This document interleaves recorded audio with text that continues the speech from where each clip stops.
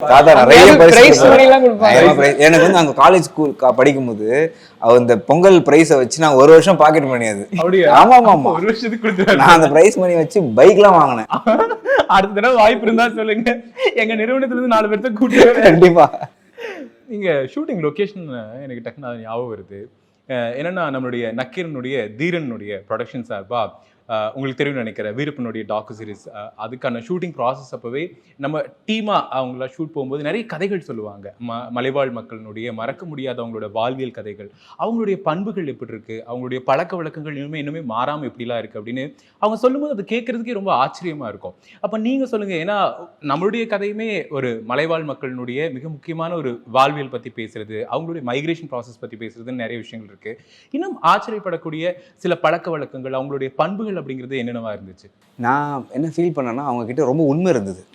அவங்க வந்து ரொம்ப ஒரு மாதிரி நவீனமயமாக்கலான ஒரு நகரத்துல பழகாமையோ இல்லையோ பேசுறது எல்லாமே ரொம்ப உண்மையாக தான் பேசினாங்க. ஃப்ரம் தி ஹார்ட் பேசினாங்க. வெள்ளந்தியா இருக்கோ?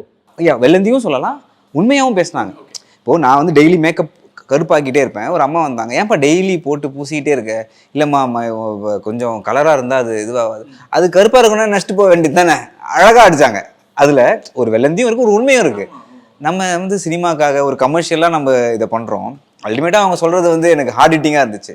இது ஒரு சின்ன எக்ஸாம்பிள். அண்ட் அதான் அந்த ஒரு நம்ம ஒரு ரியாலிட்டியாக அவங்களுடைய இது எல்லாமே ரொம்ப, அவங்க சிரிப்பே வந்து கலப்படம் இல்லாமல் இருந்துச்சு.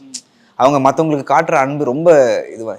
இங்கே சென்னையில் ஒரு லொக்கேஷன் நீங்கள் போகணுன்னா பல ஆயிரங்கள் ஆகும்.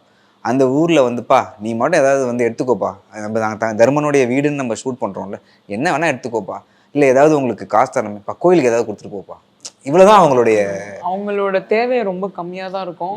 எதுவுமே கேட்க மாட்டாங்க. எப்ப போனாலும் கரண்ட் கேட்பாங்க. பாவமா இருக்கும் அவங்களுக்கு. கரண்ட் தான் கேட்பாங்க, இல்ல தண்ணி, அந்த மாதிரி ரொம்ப சிம்பிளா எனக்கு இது கொண்டு வாங்க, எனக்கு ஹாஸ்பிட்டல் வேணும், ஸ்கூல் வேணும் கேட்க மாட்டாங்க. இந்த மாதிரி பேசிக்கா ஏதாவது ஒரு அடிப்படை வசதிகள் அவங்களுக்கு தேவை. ஆமா, அதுதான் கேட்பாங்க. அது அங்க இருக்காது இல்ல.